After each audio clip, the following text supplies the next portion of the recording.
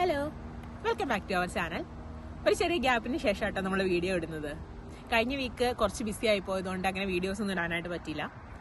അപ്പോൾ കഴിഞ്ഞ വീക്ക് ഞാൻ ചെറിയൊരു Q&A പോലെ പോസ്റ്റ് ചെയ്തിരുന്നു. അപ്പോൾ ആ സമയത്ത് എന്നോട് ചോദിച്ചൊരു ചോദ്യമാണ്, നമ്മൾ നാട്ടിൽ നിന്ന് ഇങ്ങോട്ടേക്ക് മൈഗ്രേറ്റ് ചെയ്തൊക്കെ വരുന്ന സമയത്ത് നമ്മളിവിടെ ഫേസ് ചെയ്യേണ്ട വന്ന ചലഞ്ചസ് എന്തൊക്കെയാണ്, അതുപോലെ നമുക്ക് എത്രത്തോളം ഇവിടെ ഒരു ഗ്രോത്ത് ഉണ്ടാക്കിയെടുക്കാൻ പറ്റും എന്നൊക്കെ.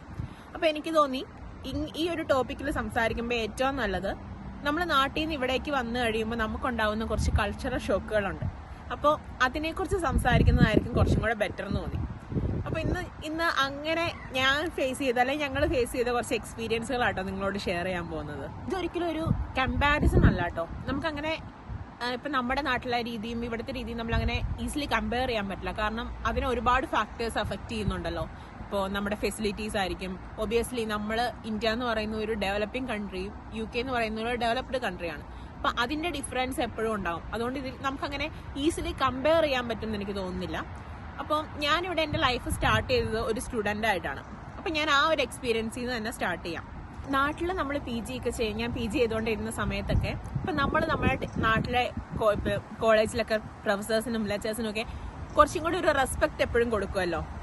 ഇപ്പോൾ അവർ ജസ്റ്റ് ക്ലാസ്സിലേക്ക് എൻ്റർ ആകുമ്പോൾ നമ്മളൊന്ന് എണീറ്റ് നിന്നൊക്കെ നമ്മുടെ റെസ്പെക്ട് ഒക്കെ ഷോ ചെയ്യുമല്ലോ.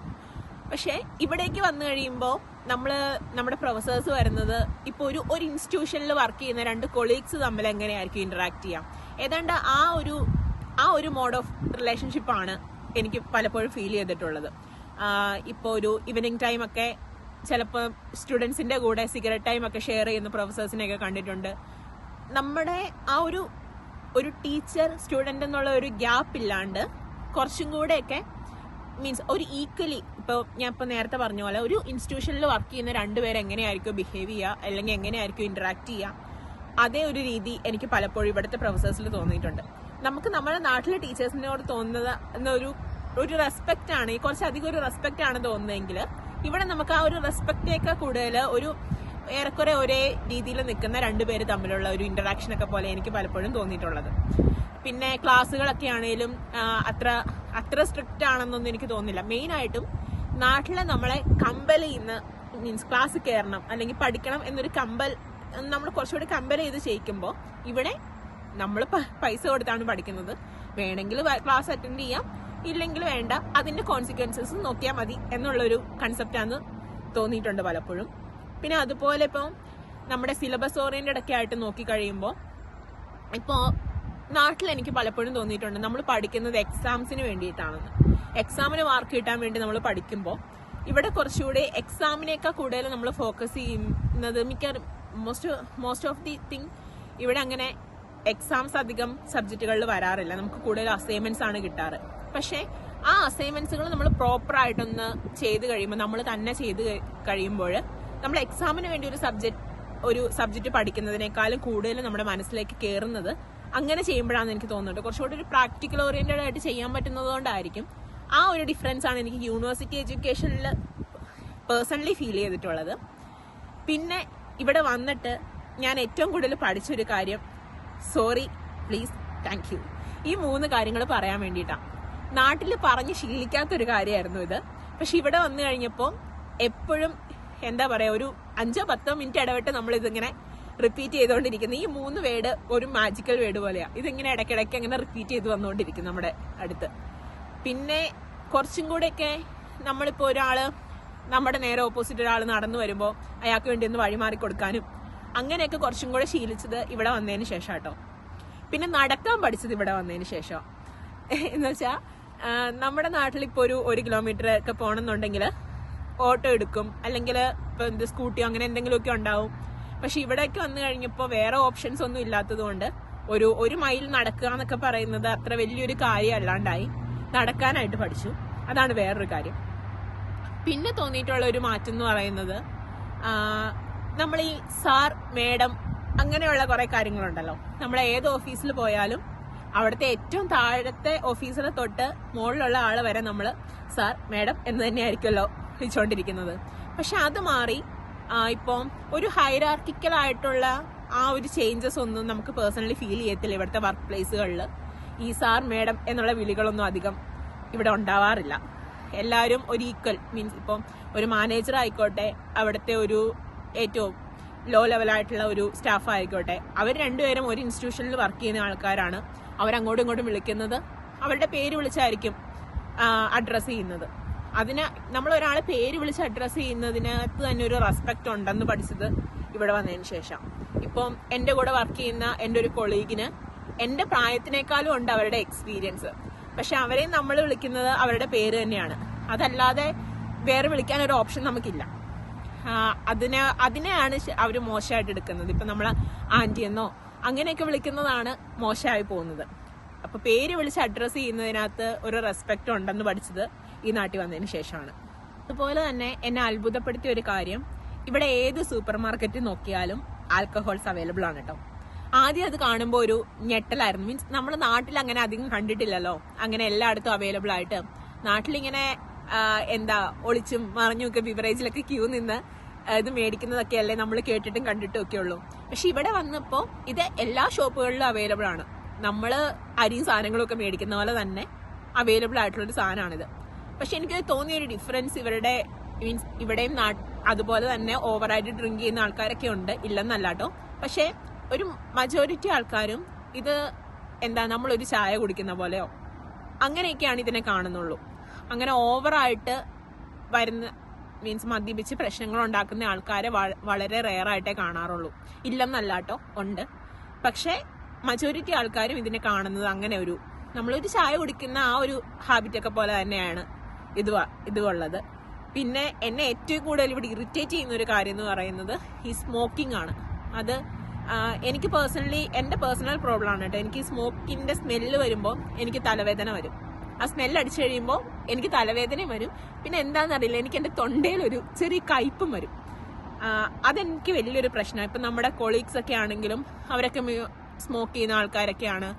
അപ്പോൾ ഈ സ്മോക്കിങ്ങിന്റെ ഈ സ്മെല്ല് അടിച്ചു കഴിയുമ്പോൾ ഒരു പ്രശ്നം അതാണ് ഇവിടെ എന്നെ ഏറ്റവും കൂടുതൽ അഫക്റ്റ് ചെയ്യുന്ന കാര്യവും എന്നെ ഏറ്റവും കൂടുതൽ ഇറിറ്റേറ്റ് ചെയ്യുന്ന കാര്യവും. നമ്മുടെ നാട്ടിൽ അങ്ങനെയല്ലല്ലോ. അവിടെയൊക്കെ ഒരു മീൻസ് പൊതുസ്ഥലത്തൊന്നും സ്മോക്ക് ചെയ്യാൻ പാടില്ല അങ്ങനെയൊക്കെ ഉണ്ടല്ലോ, നിയമങ്ങളുണ്ടല്ലോ. പക്ഷെ ഇവിടെ അതൊക്കെ ഇപ്പോൾ ഹോസ്പിറ്റലുകൾ, സ്കൂളുകൾ അങ്ങനെയുള്ള സ്ഥലങ്ങളിലല്ലാതെ ഒരു പബ്ലിക് പ്ലേസിലൊന്നും അതത്ര റെസ്ട്രിക്റ്റഡ് ഒന്നുമല്ല. അപ്പൊ അതാണ് എന്നെ ഏറ്റവും കൂടുതൽ അഫക്റ്റ് ചെയ്യുന്ന ഒരു കാര്യം. അതുപോലെ തന്നെ എന്നെ ഏറ്റവും കൂടുതൽ അഫക്റ്റ് ചെയ്തിട്ടുള്ള വേറൊരു കാര്യം എന്ന് പറയുന്നത് നമുക്ക് ഹോസ്പിറ്റൽ ആക്സസിബിലിറ്റി ആണ് കേട്ടോ. ഹോസ്പിറ്റൽസ് ഒക്കെ ഇവിടെ നിറയെ ഉണ്ട്. കുറച്ചും കൂടെ നല്ല ഹോസ്പിറ്റൽ ഫെസിലിറ്റീസ് ഒക്കെ തന്നെയാണ് ഉള്ളത്. പക്ഷേ ഒരു അപ്പോയിന്റ്മെന്റ് എടുക്കാനൊക്കെ വരുന്ന താമസം അതൊരു വലിയ പ്രശ്നം തന്നെയാണ്. ഇപ്പോൾ എനിക്ക് ഇന്നൊരു പനി ഉണ്ടായാൽ എനിക്കതിന് മെഡിസിൻ എടുക്കേണ്ടത് അല്ലെങ്കിൽ ട്രീറ്റ്മെന്റ് എടുക്കേണ്ടത് ഇന്നല്ലേ. പക്ഷെ അതിനൊരു അപ്പോയിന്റ്മെന്റ് ഒക്കെ എടുത്ത് വരുമ്പോഴത്തേക്കും ആ പനിയൊക്കെ പണ്ടേ മാറിയിട്ടുണ്ടാവും. പക്ഷെ നാട്ടിലാണെങ്കിൽ അങ്ങനെയല്ലല്ലോ. നമുക്ക് എന്തെങ്കിലും ഒരു അസുഖം ഉണ്ടായാൽ പെട്ടെന്ന് നമുക്കൊരു ഹോസ്പിറ്റലിൽ പോകാൻ പറ്റും. ആ ഒരു സിസ്റ്റത്തിന്റെ ഡിഫറൻസ് ഏറ്റവും ഇങ്ങോട്ട് വരുന്ന എല്ലാവരും തന്നെ അഫക്റ്റ് ചെയ്യുന്ന ഒരു കാര്യമാണ്. ഇവിടെ ഈ അപ്പോയിന്റ്മെന്റുകൾ എടുക്കാനും അതിന് വേണ്ടിയിട്ടുള്ള വെയിറ്റിംഗ് ടൈമും എല്ലാം നമുക്ക് പെട്ടെന്ന് അങ്ങ് ഡൈജസ്റ്റ് ആവണമെന്നില്ല. നമ്മൾ അതല്ല ശീലിച്ചേക്കുന്നത്, അതുകൊണ്ടായിരിക്കും. പക്ഷെ ഇവിടെ ഉള്ളവർ അതിനെ നോർമലായിട്ട് എടുക്കുന്ന കണ്ടിട്ടുണ്ട്. പക്ഷെ എനിക്കത് പലപ്പോഴും വലിയ പ്രശ്നമായിട്ട് ഫീൽ ചെയ്തിട്ടുണ്ട്. എനിക്ക് ഇവിടെ വന്നിട്ട് ഏറ്റവും കൂടുതൽ തോന്നിയിട്ടുള്ള ഒരു ഡിഫറൻസ് ഡ്രൈവിംഗ് കൾച്ചറിൽ ഒരു മാറ്റമാണ്. കാര്യം നമ്മളുടെ ഏകദേശം ഡ്രൈവിംഗ് റൂൾസ് എല്ലാം ഇവിടുത്തെ പോലെ തന്നെ സെയിം ആണ്. നമ്മൾ റൈറ്റ് ഹാൻഡ് ഡ്രൈവ് ചെയ്യുന്ന ആൾക്കാരാണ്. പക്ഷെ എന്നിരുന്നാൽ കൂടിയും ഇവിടുത്തെ ഒരു ഡ്രൈവിംഗ് മാനേഴ്സ് പലപ്പോഴും നമ്മുടെ നാട്ടിൽ കണ്ടിട്ടില്ല. നാട്ടിൽ കുറ്റമായിട്ട് പറയുകയല്ല, പക്ഷെ നല്ലൊരു കൾച്ചർ എനിക്ക് തോന്നിയിട്ടുണ്ട് പലപ്പോഴും. ഒന്നില്ലെങ്കിൽ നമുക്ക് ഒരു റൈറ്റ് സൈഡിലേക്ക് ഒരു റോഡിലേക്ക് നമുക്ക് കയറണമെങ്കിൽ നമ്മുടെ നാട്ടിൽ എത്ര പാട് വരണം. ഓപ്പോസിറ്റ് വരുന്ന വണ്ടിക്കാരെ എത്ര നേരം നോക്കി എന്നല്ല നമുക്ക് സൈഡ് നിന്ന് കൊടുക്കുന്നത്. എന്നാൽ ഇവിടെ അങ്ങനെയല്ല. ഓപ്പോസിറ്റ് വരുന്ന നമ്മൾ ഇൻഡിക്കേറ്റർ ഇട്ട് ടേൺ ആവാൻ നിന്ന് കഴിഞ്ഞാൽ ഓപ്പോസിറ്റ് വരുന്ന വണ്ടിക്കാരൻ നിർത്തി തരും, നമുക്ക് കടന്നു പോകാം. അതുപോലെ തന്നെ ഒരു ട്രാഫിക് ബ്ലോക്ക് ഉണ്ടായി കഴിഞ്ഞാൽ ഇപ്പോൾ ഒരു ട്രാഫിക് ബ്ലോക്ക് ഉണ്ടായാൽ നമ്മുടെ നാട്ടിൽ എല്ലാവരും കുത്തിക്കയറ്റി അങ്ങോട്ടും ഇങ്ങോട്ടും വെച്ചു ആകെ അലമ്പായി. പിന്നെ ആ ട്രാഫിക് ബ്ലോക്ക് കഴിഞ്ഞ് കിട്ടാനായിട്ട് ഒത്തിരി സമയം നമുക്ക് വേസ്റ്റ് ആവേണ്ടി വരും. എന്നാൽ ഇവിടെ ഞാൻ കണ്ടിട്ടുണ്ട്, ഇപ്പോൾ ഒരു 2 ലൈൻ പോകുന്ന വഴി ഒരു സിംഗിൾ ലൈനിലേക്ക് മെർജ് ആവുകയാണെങ്കിൽ ഇപ്പോൾ എല്ലാവരും ഒരാൾ റൈറ്റ് ഹാൻഡ് സൈഡിൽ നിന്നും ഒരാൾ ലെഫ്റ്റ് ഹാൻഡ് സൈഡിൽ നിന്നും മെർജായി പോകുമ്പോൾ ട്രാഫിക് ഒത്തിരി അഫക്റ്റ് ചെയ്യാതെ നമുക്ക് എല്ലാവർക്കും പെട്ടെന്ന് പോകാൻ പറ്റും. അങ്ങനെ അതൊരു നല്ലൊരു കൾച്ചറായിട്ട് എനിക്ക് തോന്നിയിട്ടുണ്ട്. ഡ്രൈവിംഗ് കൾച്ചർ വളരെ നന്നായിട്ട് എനിക്ക് തോന്നിയിട്ടുണ്ട്. പിന്നെ എനിക്ക് തോന്നിയിട്ട് മെയിൻ ഡിഫറൻസ് ടൈം മാനേജ്മെന്റ് ആണ്. ടൈം മാനേജ്മെന്റ് എന്ന് പറഞ്ഞാൽ ഇപ്പോൾ ഇവിടെ പ്രൈവറ്റ് സെക്ടറിലായിക്കോട്ടെ പബ്ലിക് സെക്ടറിലായിക്കോട്ടെ ഇവർ വർക്ക് ടൈമിനെ ഏറെക്കുറെ ഒരു അരമണിക്കൂറെങ്കിലും മുന്നേ വരുന്ന ആൾക്കാരാണ്. ഞാൻ പണ്ട് വർക്ക് ചെയ്തുകൊണ്ടിരുന്ന ഉൾപ്പെടെ ഓടിപ്പടച്ച് ഇപ്പോൾ 8 മണിയുടെ ഷിഫ്റ്റ് ആണെങ്കിൽ 7:45 7:55 ഓടിച്ചെന്ന് പഞ്ച് ചെയ്ത് കയറുന്ന, അല്ലെങ്കിൽ 8 മണി കറക്റ്റ് പഞ്ച് ചെയ്ത് കയറുന്ന പോലെ ഇവർ അങ്ങനെ ചെയ്യത്തില്ല ഒരിക്കലും. ഇവർ മാക്സിമം ഒരു 7:30 അവിടെ എത്തി ഒരു കോഫിയെ കുടിച്ചൊന്ന് റിലാക്സ് ആയി ഒന്ന് റെഡി ആയിട്ട് പിന്നെ വർക്കിന് കയറാൻ വേണ്ടി അങ്ങനത്തെ ഒരു കൾച്ചറാണ് ഇവരുടെ. എല്ലാവരും അങ്ങനെയാണെന്നല്ല, ഒരു കൂടുതലും ഞാൻ കണ്ടേക്കുന്നത് അങ്ങനെയാണ്. എന്നാൽ ഇവിടെ ഉണ്ട് ഇതേപോലെ ഓടിപ്പടിച്ച് വരുന്ന ആൾക്കാരുണ്ട്, പക്ഷെ കൂടുതലും ഇതേപോലെയാണ്. പിന്നെ കണ്ടേക്കുന്ന ഒരു മെയിനായിട്ടൊരു കാര്യമാണ് do it by your yourself നമ്മുടെ നാട്ടിലൊക്കെ ആണെങ്കിൽ ഒരു ചെറിയ പ്രശ്നം ഉണ്ടെങ്കിൽ നമ്മൾ ഇപ്പോൾ മീൻസ് വയറിങ്ങോ പ്ലംബിങ്ങോ അങ്ങനെ വീട്ടിൽ എന്തെങ്കിലും ചെറിയ പെയിൻറ്റിങ്ങോ ഒക്കെ ഉണ്ടെങ്കിൽ നമ്മൾ പുറത്തുനിന്ന് ആളെ വിളിച്ചാൽ ചെയ്യിക്കുക, ഈസി ആയിട്ട് ആളെ കിട്ടാണ്ടാവും. പക്ഷെ ഇവിടെ അങ്ങനെയല്ല, നമ്മൾ അതിന് വേണ്ടി ഒരു അപ്പോയിൻമെൻറ്റ് എടുക്കണം, അവർക്ക് വേണ്ടി വെയിറ്റ് ചെയ്യണം.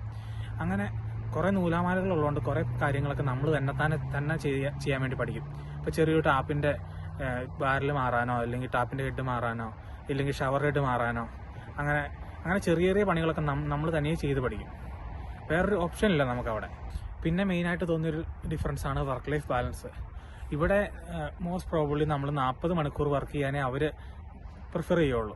അതിൽ കൂടുതൽ വർക്ക് ചെയ്യാനായി കഴിഞ്ഞാൽ അവർ ഒരു ദിവസമൊക്കെ ചെയ്യാൻ പറ്റുമായിരിക്കും, എന്നാൽ പിന്നീട് ഒരു ദിവസം നാട്ടിലൊക്കെ ആണെങ്കിൽ ചിലപ്പോൾ 7 days കണ്ടിന്യൂസ് വർക്ക് ചെയ്യേണ്ടൊക്കെ അവസ്ഥ വരും. അങ്ങനെ ഇവിടെ അനുവദിക്കാറില്ല സാധാരണ. അതാ എംപ്ലോയർക്കും പ്രശ്നമാണ്, നമ്മൾക്കും പ്രശ്നമായിട്ട് വരും. പിന്നെ കണ്ടെത്തുന്ന വേറൊരു ഡിഫറൻസ് ആണ് ഹോളിഡേ എടുക്കുന്നത് അല്ലെങ്കിൽ സിക്ക് ലീവ് എടുക്കുന്നതൊക്കെ.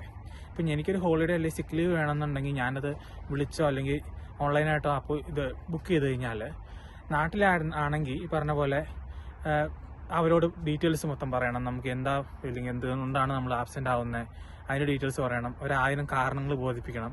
ഇവിടെ അങ്ങനെയൊന്നുമല്ല. ഒരു സിക്ക് ലീവ് നമ്മൾ വിളിച്ചു പറഞ്ഞാൽ അല്ലെങ്കിൽ ഹോളിഡേ വിളിച്ചു പറഞ്ഞാൽ നമ്മളത് ഈസി ആയിട്ട് കിട്ടും. നമുക്കൊരു റീസൺ ഒത്തിരി ബോധിപ്പിക്കേണ്ട ആവശ്യമില്ല. ഇപ്പോൾ സിക്ക് ലീവ് ആണെങ്കിൽ തന്നെ ഇപ്പോൾ നമ്മൾ ഒരു ദിവസം എടുത്തു, നമ്മൾ ഓക്കെ അല്ല, പിറ്റേന്ന് നമുക്ക് പോകാൻ പറ്റത്തില്ലെങ്കിൽ അത് നമുക്ക് എക്സ്റ്റെൻഡ് ചെയ്യാൻ പറ്റും. ഈസിയാണ്. നമ്മൾ ഫ്രഷ് ആയിട്ട് പിന്നീട് നമുക്ക് വർക്കിന് കയറാൻ വേണ്ടി അവരും അതാ പ്രിഫർ ചെയ്യുന്നത്. നമ്മൾ ഓക്കെ ആവുന്നത് വരെയാണ് അവർ അലോ ചെയ്യുന്നത്. അങ്ങനെ കുറേ നല്ല ഡിഫറൻസ് എനിക്ക് കാണാൻ പറ്റിയിട്ടുണ്ട്.